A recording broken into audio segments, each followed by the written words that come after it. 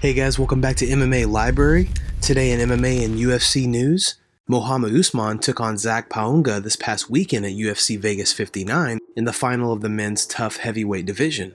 He earned himself a KO victory in the second round of the bout, and with that, a UFC contract. Check out what his brother, Kamaru Usman, had to say about his huge victory. Feels great. I mean, we're still making history each and every day. First brothers ever to do this, in the history of the sport. That's something big. I think when we're done, they're gonna see how monumental our mark is on the sport. It's his time now. Francis Ngannou took to Twitter to welcome Muhammad to his division. Here's what Ngannou had to say. A new contender was born in the heavyweight division, and I personally want no business with this man. Congrats, brother. Alex Pereira earned himself a shot at Israel Adesanya's middleweight belt at UFC 281 after just 3 wins inside the octagon. This weekend, the Brazilian posted new footage to his Instagram, giving us a look at the start of his training camp. Here's the clip.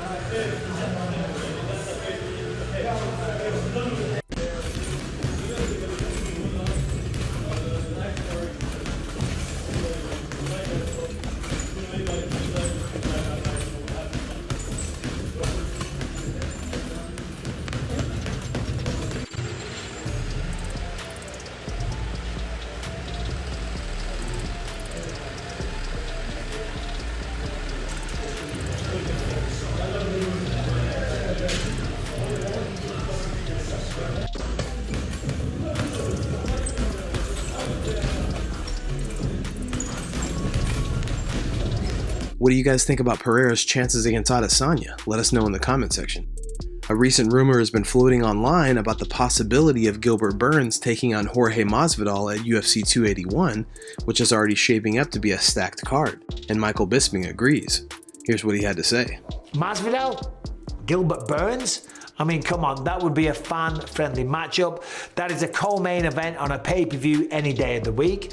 That is a main event on any fight night in the world. Hey, even a main event on a pay-per-view, they're both absolutely massive stars. I guess the question is, who do I think would win?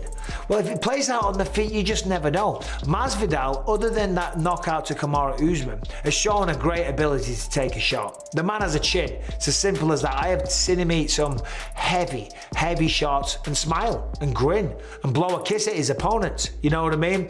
So he would stand with Gilbert Burns, and I think he'd do very well. He's got tremendous footwork. He's very fast. He's very savvy, and he has underrated grappling as well. Yeah, Covington out-grappled him. Yeah, Usman did in that first one. But we're talking top of the food chain wrestlers there, so there's no shame in that, and he's working on those areas. He's getting better. Gilbert Burns on the feet, I think he can compete as well. I don't think he's quite as slick as Masvidal, but what he lacks in slickness, and by the way, he doesn't lack slick ability. They made up a new word for you there.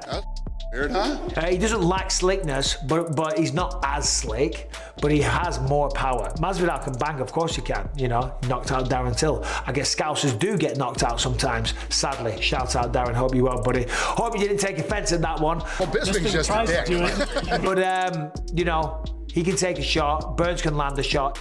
An awesome fight. I just hope this one gets made. They're talking about it. Gilbert's down for it. Masvidal's down for it. If they're down for it, I guarantee the UFC are down for it as well. What do you think? Do you want to see Burns take on Masvidal? Let us know in the comments down below. In a recent interview of the Believe You Me podcast, Anthony Smith breaks down what happened to his leg in his fight against Magomed Ankalaev at UFC 277. So I threw this hard overhand, and it was just a little short, and he came back with a hard leg kick, and my whole leg went numb. Like, it was an inside leg kick. It went numb from the knee down. So it was only like 20 seconds, 15 seconds. It came back pretty quick, but I didn't really think anything of it, just hit a weird nerve and, your leg goes numb. But shortly after that, we got tangled up like in a weird kind of kick, weird, you know how it gets with opposite stances, just feet get tangled up sometimes. And I like went to step back with my left foot, and there like wasn't anything there. It was like it was weird. So I went down. Is that when you rolled over? That's when I ended up on. No, this is when I ended up on my back at the end of the first when we were kicking at each other. Sorry, that's what I'm talking about. Yeah. Yeah. So, and I was like, yeah, whatever. Like we'll play this game. I knew he wasn't going to come in, and I was like, well, if I took a hard kick, let's just let the feeling come back completely, and then we'll just start again in a second. See, just let me jump in there. See, that makes total sense now, because when I was watching, I was like, Anthony, get up. But obviously, I don't know that you're going through trauma in your leg, so that makes total sense. And at that time, I just thought it was just a weird kick or whatever. But then I stood up, and the first step I took, I felt it clicking in my leg. And it would just it sounded like every step sake. So then I went back and I just sat in the corner and I was like, mother. So then, did you know right then and there in your mind? Right away. First step I knew it was broken. Michael Chandler is feeling confident ahead of his fight with Dustin Poirier at UFC 281 in November. Michael Chandler had this to say in a recent interview. You know it's going to be fireworks. One thing you can't say is that Dustin's ever been in a boring fight, or I've ever been in a boring fight, so it's going to be fireworks when it happens. When asked about their recent altercation, Chandler said, I just heard some shouting, turned around and realized it was Dustin kind of pointing at me. I could tell he was talking to me. It caught me completely off guard. I'm not there to get in verbal or physical altercations or any kind of controversy ever. That's not my nature. Quite frankly, I shy away from it. I'm kind of a pacifist by nature in a lot of ways, except when I go out there and get paid for it inside the octagon. The security guards were kind of trying to pull us away, but I'm like, I have to go and see what he's saying because it was far away, music's playing, lights are flashing everywhere, you could hear the crowd noise, so I couldn't understand what he was saying. Got over and got close, and he said his piece, and he's got a problem with me. I do think it stems back from him saying, instead of fighting Chandler, I'd rather go sell hot sauce. I took that as a slight, obviously, but since then, accidentally in one interview, I forgot to mention his name inside the title picture. But that was because at the time, he was talking about retirement. He was talking about never making 155 again. He was talking about going up to 170. He was campaigning hard for the Diaz fight. So in my mind, he had already left the lightweight division. I think that's kind of what set him off or made him not too happy with me, but I'm not really worried about it. I respect him as a fighter. I respect everybody I fought. I've always watched him from afar and thought he's good, but I do think I beat him. He won't be able to put me away. I'll match him cardio for cardio, strike for strike, wrestling for wrestling, grappling for grappling, and then it comes down to a battle of wills, and I think I win that battle. I've never lost to a southpaw. As a matter of fact, I've knocked out every southpaw that I've fought. What do you guys think about Chandler's comments? Do you think he'll get it done against Poirier? Adesanya and Dan Hooker talk about their dream matchups they want to see in the UFC featherweight and lightweight division. Here's the clip. Featherweight, I'm gonna go Bryce Mitchell versus Max Holloway. And I like that just because Bryce Mitchell, best rapper in the UFC, it'll be a cool fight because Max would just stay on the outside, pick him apart, but then Bryce, I did not expect him to drop Barboza the way he did. He outstruck Barboza, but then when he gets to the ground, it could be dangerous for Max, but we'll see. We'll see what happens. So yeah, I want to see that fight. That'll be cool. It'll be a fun fight. I would like to see Giga fight Max Holloway. That's just a fight like that would be a pretty cool striking fight. Yeah, I just want to see how that plays out. Like Max walks through a lot of people, right? But Giga's got the type of power you can't just kind of march forward. Does he be interesting fight? Next title shot, or should Volk wait for one out of Oliveira? I think while he's setting out, obviously, I think Yaya and Emmett need to fight, and then he fights the winner. Right, lightweights. There's no photo. Wow. We don't have a champ. They do. He's got a name, and his name is Charles Oliveira. The thing with lightweight is it's just stacked. So stacked. Okay, let me go. Any of these fights.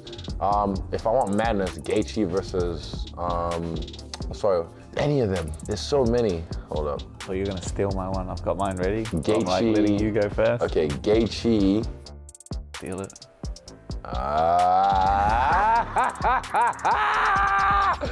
Actually, you know what? Maybe Gaethje versus Chandler, just because violence. What do you guys think about their matchups? Let us know in the comments. In a recent interview, Charles Oliveira had this to say to Islam Makhachev and his manager Ali Abdelaziz. "There's one thing I need to tell you, I want to tell you.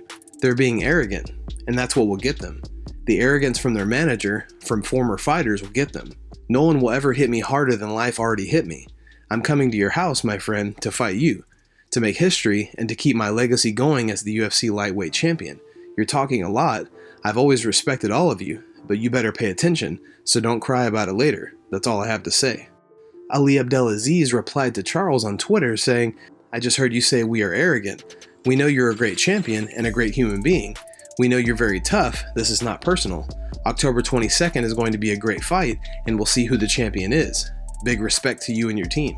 Guys, thanks so much for checking out the video. If you like the content we do here on this channel, don't forget to like and subscribe to MMA Library for all the latest MMA and UFC news. We'll see you in the next video.